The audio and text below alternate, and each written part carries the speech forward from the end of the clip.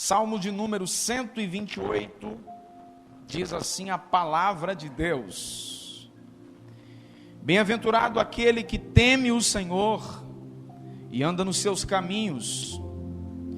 Você comerá do fruto do seu trabalho, será feliz e tudo irá bem com você. Sua esposa no interior de sua casa será como a videira frutífera. Seus filhos serão como rebentos da oliveira ao redor da sua mesa. Eis como será abençoado o homem que teme o Senhor. Que o Senhor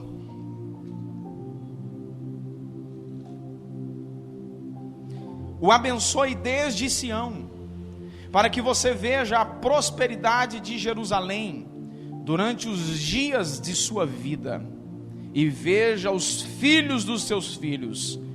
Paz seja sobre Israel. Você acredita que esta é a palavra de Deus? Diga glória a Deus. Pode assentar, obrigado, que Deus te abençoe. Eu quero trabalhar aqui com você sobre a importância da cobertura familiar. Preste atenção nisso. A cobertura é um princípio de extrema importância para a família cristã, uma vez que nós estamos abordando aqui família, é o nosso tema. Mas só para ampliar a visão, a cobertura espiritual propriamente dita é extremamente importante, não só para a vida familiar, mas também para a vida cristã. Todos nós precisamos de alguém para nos mentorear, para orar conosco, para nos instruir, para nos ensinar. E no sentido aqui da família, é indispensável. Infelizmente, existem muitos casais que se acham verdadeiros super-heróis. Eles andam sozinhos, sofrem sozinhos, as suas demandas conjugais e também as questões dos filhos. São independentes e acham que podem suportar tudo sozinho, sem considerar a importância de ter um auxílio de alguém. Acredite você ou não, mas eu já ouvi gente dizer assim: olha, participar de encontros de casais, de palestras para casais, isso é bobagem, não precisa disso.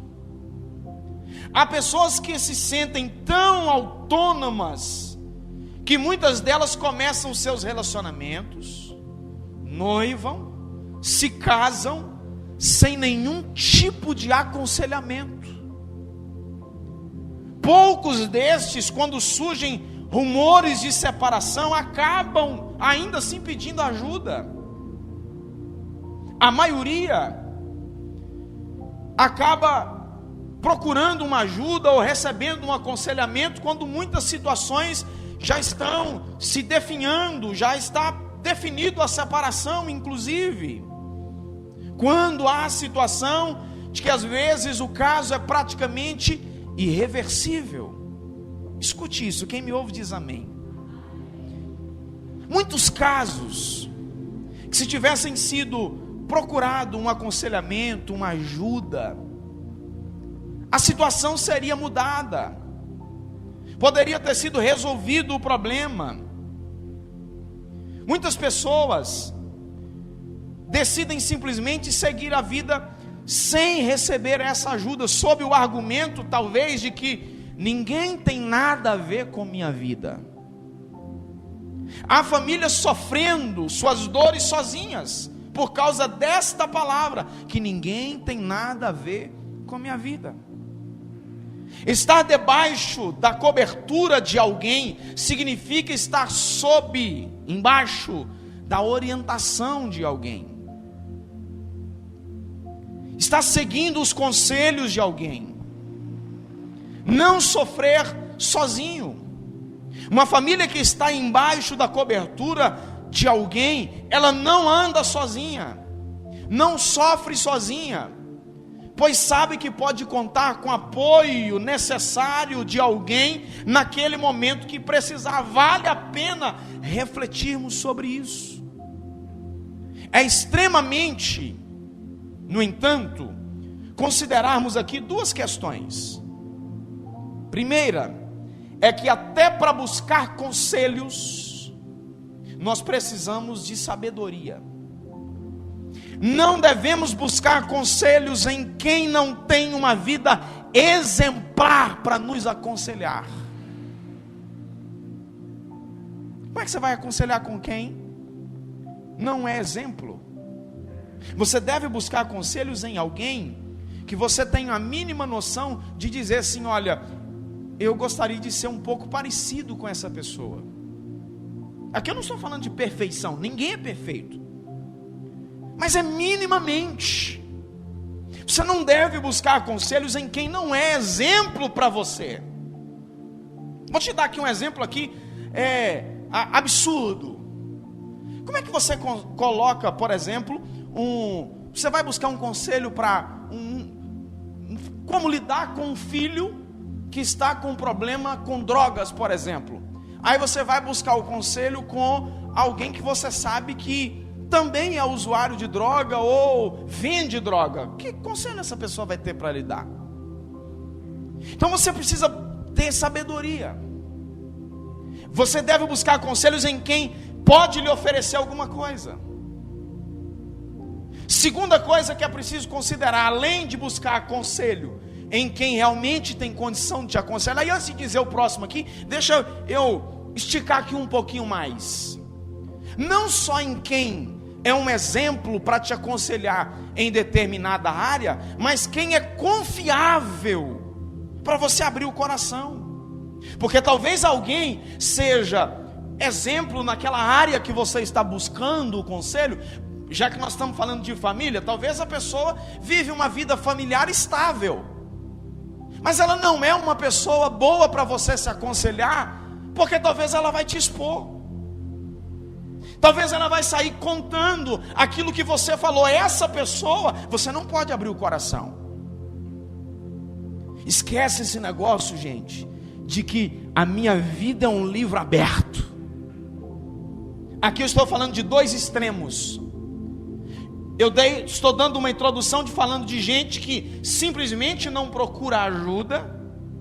E agora estou falando de gente que sai falando com todo mundo os seus problemas. E ela acaba por esticar, aumentar, piorar a sua situação à medida que ela abre o coração com quem não tem a condição de lhe ajudar. Aí agora vamos para o segundo aqui então. Segunda advertência importante é que na busca por conselhos é preciso ter um coração ensinável.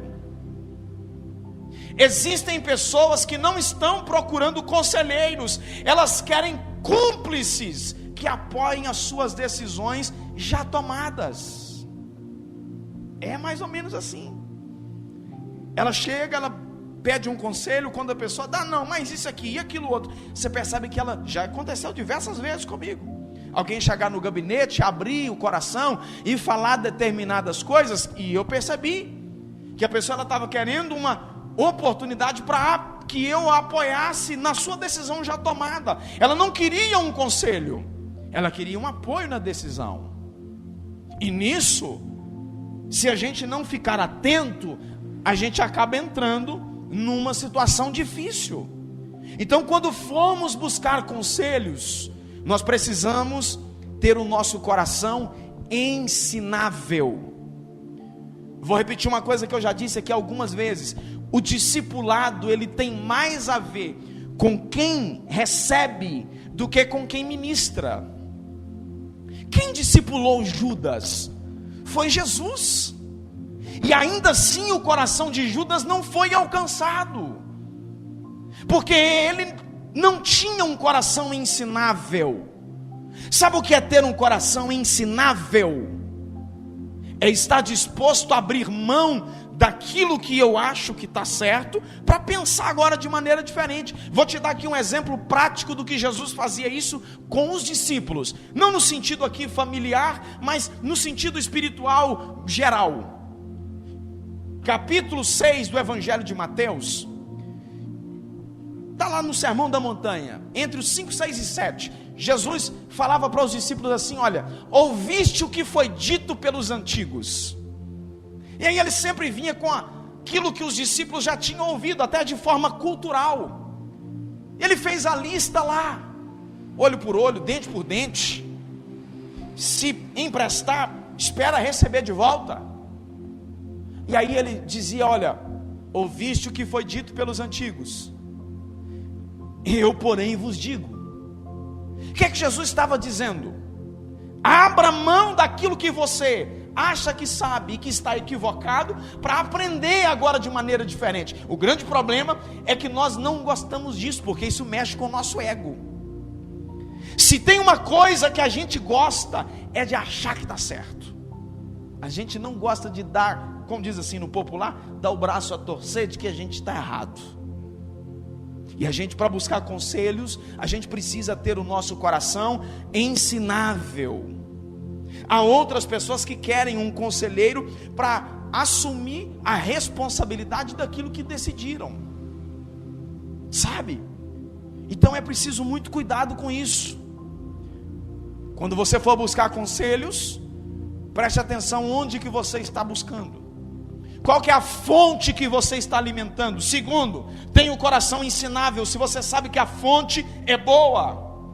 A Bíblia diz, por exemplo, nesse sentido aqui de ensinar, a Bíblia diz que as mulheres mais velhas, e aí eu estou usando a linguagem do texto aqui, se você preferir, pode chamar também de as mulheres mais experientes, né? As mulheres mais experientes devem ensinar as mais novas. Isso é uma espécie de cobertura espiritual, ou seja, as mais velhas seriam então instrutoras, conselheiras, orientadoras das mulheres mais novas, porque a mulher mais velha já passou por um caminho que a mais nova ainda vai trilhar. Então ela tem uma experiência de sobra para ensinar essa mais nova. Algumas coisas em relação à cobertura sobre a família, tipos de cobertura. Primeiro, cobertura de oração. A vida de oração gera cobertura no relacionamento familiar. A oração, ela traz discernimento nas batalhas espirituais que envolvem a família. Gente, às vezes a situação fica tão difícil no ambiente familiar e Satanás aproveita disso. E é nessas horas, se a gente não tiver uma vida de oração, se a gente não tiver alguém que ore por nós também, sem discernimento e sem sabedoria para entender esses momentos, às vezes por um vacilo a gente pode colocar tudo a perder. A oração, ela traz discernimento. Um lar estruturado é aquele que cresce em intimidade e comunhão com Deus. Quando oramos, passamos a estar debaixo da cobertura do Senhor. Não é isso que está escrito em Efésios capítulo 6, versículo 18? Orando em todo tempo, com toda oração e súplicas no Espírito, e vigiando nisto, com perseverança e súplica por todos os santos, orando em todo tempo. Diga comigo, orando em todo tempo. É você estar nos seus afazeres de casa, é você estar nos seus afazeres do seu trabalho, e você está ligado, orando, clamando ao Senhor. A família deve orar, mas também é importante gerar uma aliança com alguém que também interceda por ela. Levante alguém, peça a alguém. Procure alguém que você confia, que você sabe que é alguém de oração. Peça essa pessoa para colocar o seu nome, o nome da sua família nas suas orações. Ore pela minha família. Quando Samuel estava se despedindo das suas funções diante de Israel, os chefes das famílias pediram que ele orasse por eles. Essa foi a resposta de Samuel. 1 Samuel capítulo 12, versículo 23. Quanto a mim, certamente não pecarei contra o Senhor, deixando de orar por vocês. Continuarei a orar e ensinar a vocês aquilo que é correto e bom. Olha que homem exemplo de oração. Ele entendeu que se ele deixasse de orar pelos israelitas, ele estaria pecando contra Deus. Eles pediram que ele orasse e ele tinha esse entendimento: olha, se eu deixar de orar, eu vou estar pecando.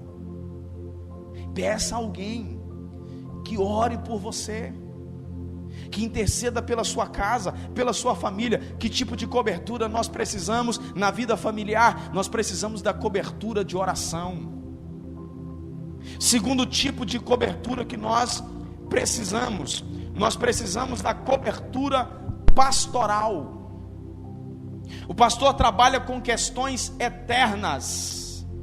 Sua função é cobrir suas ovelhas, e isto envolve oração, aconselhamento, acompanhamento constante. Esses dias eu falei com alguém, lógico, não vou aqui expor, porque graças a Deus eu atendo gente desde 2007, quando eu fui ordenado ao ministério pastoral. Eu nunca tive problema com expor ninguém, sair para a rua fora contando coisas que gente me contou dentro de gabinete. Eu disse para alguém: me deixa ser seu pastor, eu quero te pastorear, me dá essa chance. O pastor é isso, o pastor cuida, o pastor cobre as ovelhas, envolve de oração, de aconselhamento. Ser pastor é uma das funções ministeriais atribuídas por Deus. Brincar ou zombar com isso é escarnecer do próprio Deus. Paulo disse para Timóteo sobre as exigências e natureza do ofício pastoral. Olha as exigências. 1 Timóteo capítulo 4, versículos 10, 11 e 12. Trabalhamos arduamente e continuamos a lutar, porque nossa esperança está no Deus vivo. Trabalhamos arduamente. O trabalho pastoral não é fácil. Se quiser trabalhar, gente, tem serviço e muito. E é o que eu estava falando para Timóteo. Trabalhamos arduamente, porque a nossa esperança está no Deus vivo, o Salvador de todos, especialmente dos que creem. Ensine essas coisas e insista nelas. Não deixe que ninguém o menospreze, porque você é jovem ainda. Seja exemplo para todos os fiéis na palavra, na conduta, no amor, na fé, na pureza. As exigências para o ministério pastoral são muitas. É por isso que é um ministério árduo. O pastor é ministro de Deus sobre as pessoas. É daquilo que o pastor se alimenta que ele dá para comer as suas ovelhas. É daquilo que o pastor se alimenta que ele dá para comer as suas ovelhas. Uma coisa que eu tenho trabalhado aqui na igreja com a liderança, tenho dito isso aos líderes: gente, nós precisamos entender que quando nós assumimos aqui esse altar, isso aqui não é um palanque, isso aqui é um altar, isso aqui não é brincadeira. Quando nós assumimos aqui, nós temos que ter alimentado o suficiente para nós, para termos condições de alimentar a igreja. Se eu não tenho alimento para mim, eu também não consigo alimentar a igreja. Então, quando nós assumimos aqui esse altar, nós precisamos ter isso em mente. Eu preciso estar cheio o suficiente, a minha fome precisa estar suprida, suficientemente alimentado, porque senão eu vou apenas aqui fazer barulho. Eu vou ser aqui apenas como um sino que faz apenas barulho e depois não tem resultado nenhum, acabou, só ficou naquele barulho. Mas à medida que eu me alimento, à medida que eu estou sustentado, eu vou oferecer à igreja também a alimentar. As pessoas vão sair daqui saciadas, elas vão sair daqui impactadas, elas vão sair daqui cheias da graça de Deus. É isso que é o ofício de quando nós estamos aqui no altar, e principalmente da vida pastoral. Faz parte desse ofício, todavia,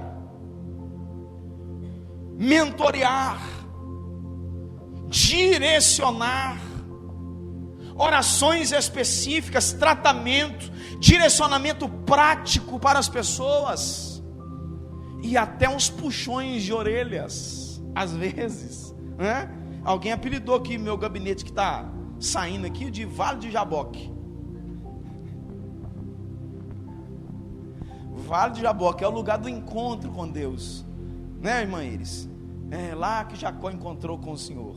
O Vale de Jaboque, porque estão falando aí, é pejorativo, porque Jacó encontrou lá com Deus no Vale de Jaboque, saiu mancando de tanta pancada que ele tomou. Mas não é assim não, gente. Fica tranquilo, fica em paz, na bênção. Mas os puxãozinhos de orelha fazem parte. E assim, fique tranquilo. Nesse sentido aqui, mas Deus me deu uma graça para fazer esse tipo de coisa, você não tem ideia. Tranquilamente, assim, na bênção, sabe? De boa. Quando você assustar, ó, já foi, já tomou o puxãozinho, né? Sem assim, aquele constrangimento, sem ficar vermelho. Eu costumo dizer que é sem alterar um batimento cardíaco, tranquilo, na paz, na bênção. Mas melhora, ajuda, faz parte das atribuições.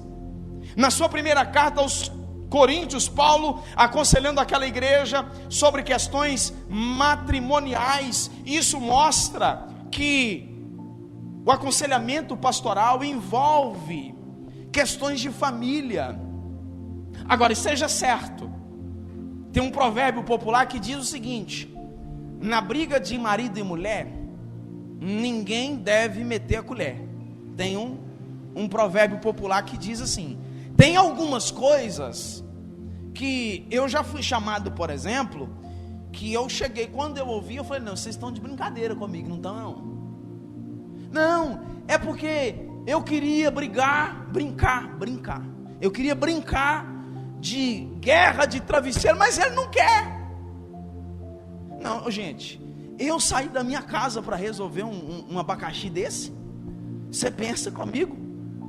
Era uma guerra de travesseiro que ela queria, mas ele não queria. E aí entrou o pastor no meio para ir lá tentar fazer o cara brincar de guerra de travesseiro. Meu Deus! Aí não dá, gente. Nesse tipo de coisa, aí é que eu acho que a gente não deve meter a colher. Vocês dois se resolvam para lá. Mas existem outras questões dramáticas, difíceis, que nós precisamos de ajuda, nós precisamos entender isso. Isso mostra que o princípio da cobertura do pastor está na vida prática das pessoas. Então você precisa de cobertura de oração. Diga comigo, cobertura de oração. Fala forte, gente. Aleluia. Cobertura pastoral. E por fim, cobertura da igreja. Qual é o melhor lugar para você estar se não a igreja? O melhor lugar para você conduzir a sua família é na igreja, que você se relaciona com pessoas que confessam a mesma fé e possuem o mesmo propósito. Na igreja existe a maior possibilidade de você crescer de forma saudável nas relações familiares.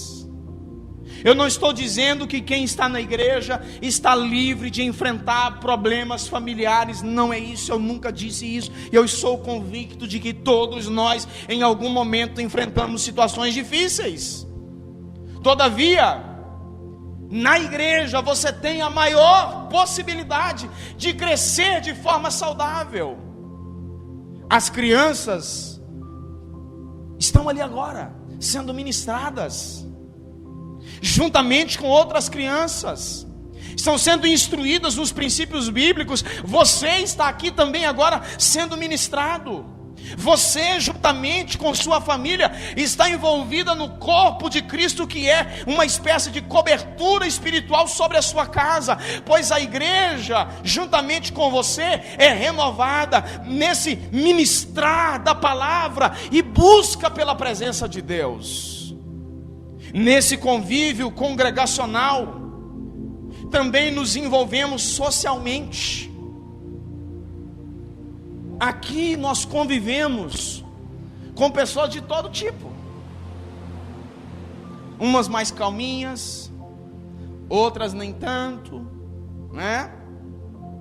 Umas que pensam de um jeito num determinado assunto, outras que pensam do outro, e nós vamos convivendo com isso, com essas diferenças, e vamos aprendendo uns com os outros, até nos esbarrões que porventura surgem entre o povo de Deus, vamos aprendendo, vamos sendo lapidados.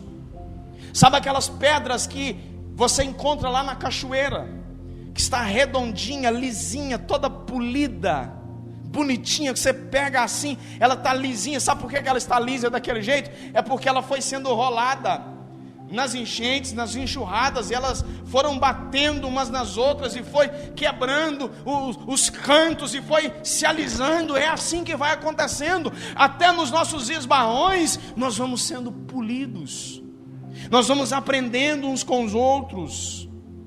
Nesse convívio congregacional, nos desenvolvemos socialmente, culturalmente. Desenvolvemos culturalmente. Como, por exemplo, nós mudamos aqui para Poté, vai fazer agora 8 meses, daqui uns dias. É perto, 300 quilômetros só a nossa mudança de cidade. Mas como que a cultura é diferente? Nós estamos no mesmo estado, apenas 300 quilômetros nos separavam de uma cidade para outra. Os hábitos são diferentes, a cultura é diferente, a comida é diferente.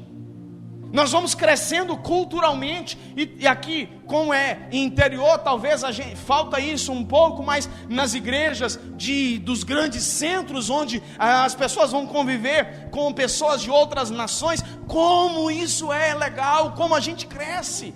No ambiente da igreja nós crescemos culturalmente. Um foi ensinado de um jeito, os mais velhos, por exemplo, que cresceram em uma outra cultura, que foram instruídos lá atrás, década de 60, 70, quando o Brasil ainda estava sob o regime dos militares, e hoje agora a geração pós-milênio, geração que pergunta de tudo, geração do eletrônico, geração que não sabe o que é brincar de birosca, que não sabe o que é um pique-pega, pique-bandeira e essas coisas assim que a Brisa brincou, que eu sei que brincou.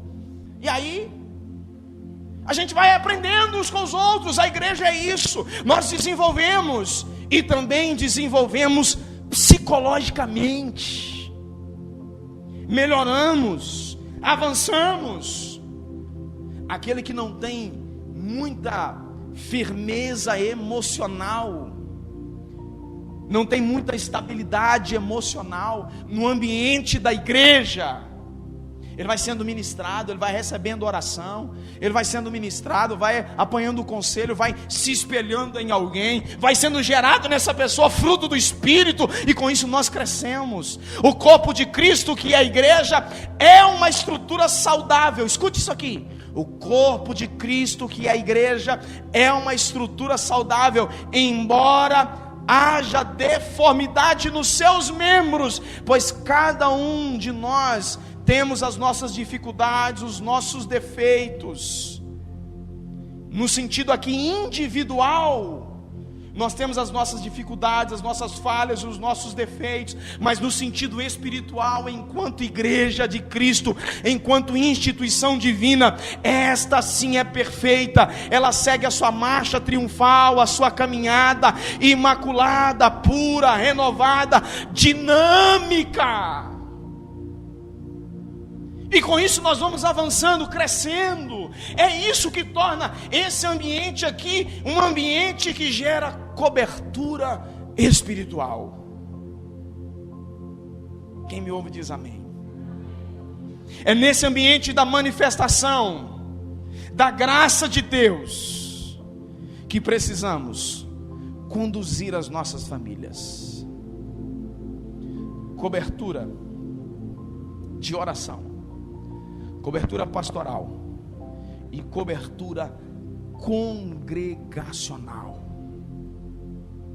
Você que é pai, você que é mãe, você que cuida de alguém, do neto, do sobrinho, traga o seu filho para a igreja. Se você não trouxer ele enquanto ele é pequeno, o dia que ele crescer, você vai querer que ele venha e ele não vai querer vir. Traga o seu filho para a igreja. Esse menino precisa ser ministrado. Esse menino precisa crescer aqui nesse ambiente. Precisa estar acostumado com a igreja. Minhas meninas, está aí, Mical e Sofia, cresceram.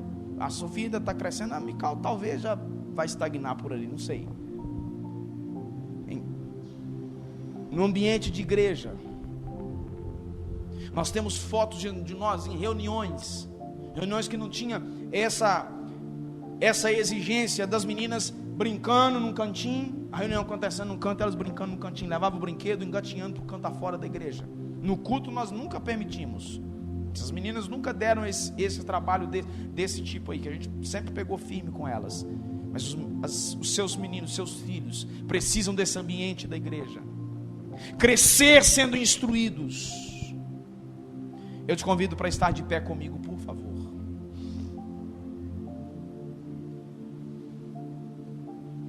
Se você quer fortalecer as bases da sua vida familiar, cubra a sua casa de oração. Busque instruções que vão te ajudar a lidar com as demandas familiares. Esse não é um plano que vai evitar que você tenha problemas. Escute isso. Mas vai lhe ajudar a enfrentar os problemas. E vai lhe ajudar a ter vitória sobre eles.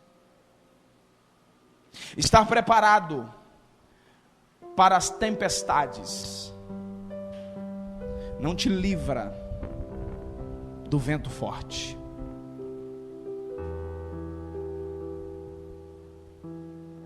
Estar preparado para os temporais, ter na sua casa um para-raio, não vai livrar a sua casa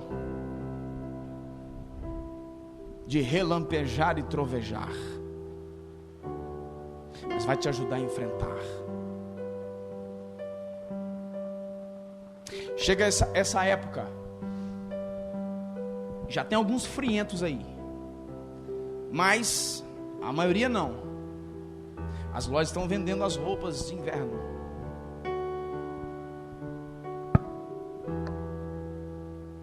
O que não vai deixar você sentir frio daqui a pouco? Quando de fato estiver fazendo frio, é você ir lá comprar uma roupa de frio, de inverno. Vai evitar o frio? Não. O frio vai acontecer do mesmo jeito, só que você vai estar preparada para encará-lo. Você vai estar preparado para enfrentar. O Senhor às vezes Ele não nos livra da tempestade, Ele nos livra na tempestade. Não nos livra do problema, mas muitas vezes nos livra no problema.